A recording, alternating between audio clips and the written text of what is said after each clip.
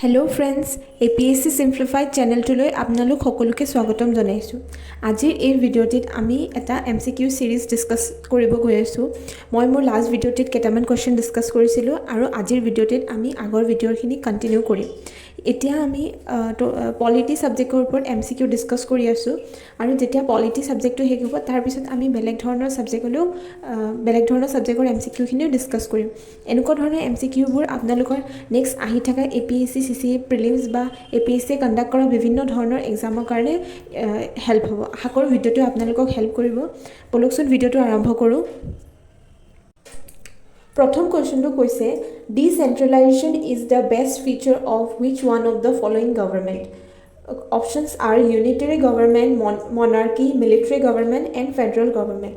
ইয়াতে কোৱেশ্চনটোৱে বুজাইছে যে ডিসেন্ট্ৰেলাইজেশ্যন এই ফিচাৰটো কেনেকুৱা ধৰণৰ গভৰ্ণমেণ্টৰ ইম্পৰ্টেণ্ট ফিচাৰ হয় আৰু ইয়াৰ আনচাৰটো হ'ল ফেডাৰেল গভৰ্ণমেণ্ট। যিহেতু আমি জানো ফেডাৰেল গভৰ্ণমেণ্টৰ মেইনলি গভৰ্ণমেণ্টৰ পাৱাৰবোৰ ডিভাইড কৰা থাকে, যেনে ইউনিয়ন গভৰ্ণমেণ্ট আৰু ষ্টেট গভৰ্ণমেণ্টৰ মাজত পাৱাৰটো ডিভাইড কৰা থাকে আৰু সেনেকুৱা ধৰণৰ গভৰ্ণমেণ্টকে ফেডাৰেল গভৰ্ণমেণ্ট বুলি কোৱা হয়।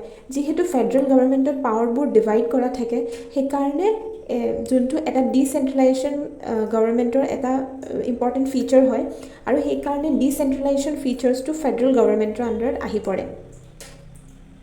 তাৰ পিছৰ কোৱেশ্চনটো হ'ল in which one of the following council acts establish the dyarchy system first time in the state.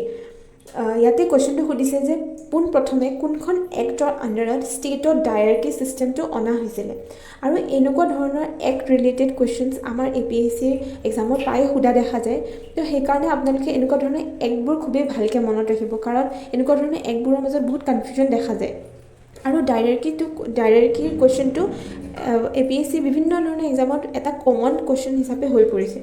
তো ইয়াৰ অপশ্যনছ হ'ল Pitt's India Act of 1774, the Indian Council Act of 1958, Indian Council Act of 1919 আৰু the Government of India Act of 1935।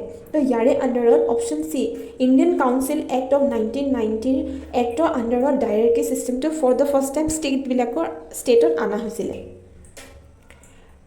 তাৰ পিছৰ কুৱেশ্যনটো হ'ল which council act of India is known as the Morley-Minto reform। ইয়াৰে তলৰ কোনটো এক্টক Morley-Minto reform বুলিও জনা হয়। তো options R Indian Council Act of 1909, Indian Council Act of 1919, Indian Council Act of 1892 আৰু এক্ট অফ 1873। তো ইয়াৰে ভিতৰত শুদ্ধ আনচাৰটো হ'ল ইণ্ডিয়ান কাউন্সিল এক্ট অফ 1909। যি ধৰণে ইণ্ডিয়ান কাউন্সিল এক্ট অফ 1909ক Morley-Minto ৰিফৰ্ম বুলি কোৱা হয়, ঠিক তেনেদৰে ইণ্ডিয়ান কাউন্সিল এক্ট অফ 1919কো এটা ৰিফৰ্মৰ নাম দি জনা হয়। তো আপোনালোকে কমেণ্ট ছেকশ্যনত জনাব সেই ৰিফৰ্মটো কি ৰিফৰ্ম বুলি কোৱা হয়। তো তাৰ পিছৰ কুৱেশ্যনটো হ'ল on the basis of whose recommendations the Constituent Assembly was formed. ইয়াৰে তলৰ কোনটো মিছন বা কমিশ্যনৰ ৰেকমেণ্ডেশ্যনৰ ফলত আমাৰ কনষ্টিটিউশ্যন এছেম্বলিটো ফৰ্ম কৰা হৈছিলে আৰু options R Simon commission, cabinet mission, Cripps mission আৰু ৰ কমিটি। আৰু ইয়াৰে ভিতৰত আনচাৰটো হ'ল কেবিনেট মিছন। এইটো কুৱেশ্যনত প্ৰায় আমাৰ মাজত কনফিউজন দেখা যায় যে কেবিনেট মিছন নে ক্ৰিপছ মিছন, বাট শুদ্ধ আনচাৰটো হ'ল কেবিনেট মিছন। তাৰ পিছৰ কুৱেশ্যনটো হ'ল two countries India and Pakistan was form by the act of. যেতিয়া আমাৰ ইণ্ডিয়া ইণ্ডিপেণ্ডেঞ্চ হ'ব গৈ আছিলে সেইখিনি সময়ত আমাৰ ইণ্ডিয়াখন দুটা কাণ্ট্ৰিত ভাগ কৰা হৈছিল, এটাটো ইণ্ডিয়া আৰু এখন কাণ্ট্ৰিৰ নাম হ'ল পাকিস্তান। তো যেতিয়া এই দুখন কাণ্ট্ৰি ফৰ্ম কৰা হ'ল তো সেই ফৰ্মেশ্যনটো কোনটো এক্টৰ হেল্পত এই টু কাণ্ট্ৰিজ থিয়ৰিটো অনা হ'ল আৰু সেই আনচাৰটো হ'ল এক্ট অফ 1947। এক্ট অফ 1947ৰ আণ্ডাৰত টোটেল আমাৰ ইণ্ডিয়াখন দুটা কাণ্ট্ৰিত ভাগ কৰি দুখন কাণ্ট্ৰি ফৰ্ম কৰা হ'ল, এখন ইণ্ডিয়া আৰু পাকিস্তান। আৰু তাৰপিছতে 15 আগষ্ট 1947ত আমাৰ ইণ্ডিয়া ইণ্ডিপেণ্ডেঞ্চো পাই গ'ল। তাৰ পিছৰ কুৱেশ্যনটো হ'ল in which of the following schedules of the constitution is define the administration of schedule tribes.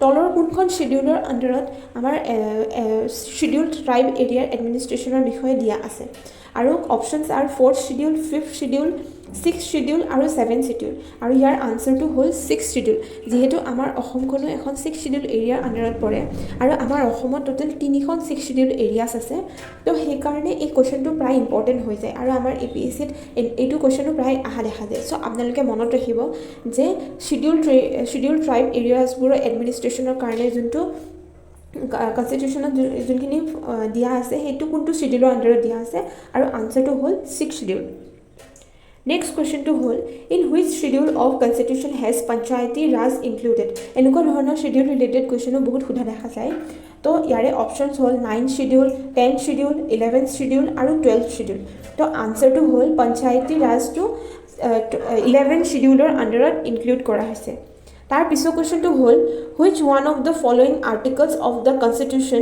directs the state government to organize the panchayats তলৰ ইয়াৰে কোনটো আৰ্টিকেলে গভৰ্নমেণ্টক ডাইৰেক্ট কৰে যাতে গভৰ্নমেণ্টে পঞ্চায়ত ফৰ্ম কৰে আৰু অপচনছ আৰ আৰ্টিকল 31 আৰ্টিকল 33 আৰু আৰ্টিকল 40 আৰু আৰ্টিকল 48 ইয়াতে এটা মই কথা ক'ব বিচাৰো এই গুটেকেটা আৰ্টিকল আমাৰ ডিপিএসপি আন্ডাৰত পৰে আৰু ডিপিএসপি ফুল ফৰ্ম হ'ল directive principle of state policy আৰু এই ধৰণৰ পলিচিজবোৰে আমাৰ ডিপিএসপি আমাৰ গভৰ্নমেণ্টক ডাইৰেক্ট কৰে যে গভৰ্নমেণ্টে কেনেকৈ নিজৰ গভৰ্নেন্সটো ভালদৰে ৱেলফেয়াৰ ষ্টেটৰ ফালে লৈ যাব পাৰে তো তাৰে আন্ডাৰত অপচন সি আৰ্টিকল 40 আন্ডাৰত লিখা আছে যে গভৰ্নমেণ্টে পঞ্চায়ত ফৰ্ম কৰিব লাগে for forming decentralisation form of government তাৰ পিছত আজিৰ এই ভিডিঅ'টো লাষ্ট কোৱেশ্চনটো হ'ল under which the constitutional amendment right to property was taken away from the fundamental rights তলৰ কোনখন কনস্টিটিউশনাল এমেন্ডমেন্টৰ পিছত right to property to fundamental rights হিচাপে গুচাই দিয়া হৈছিল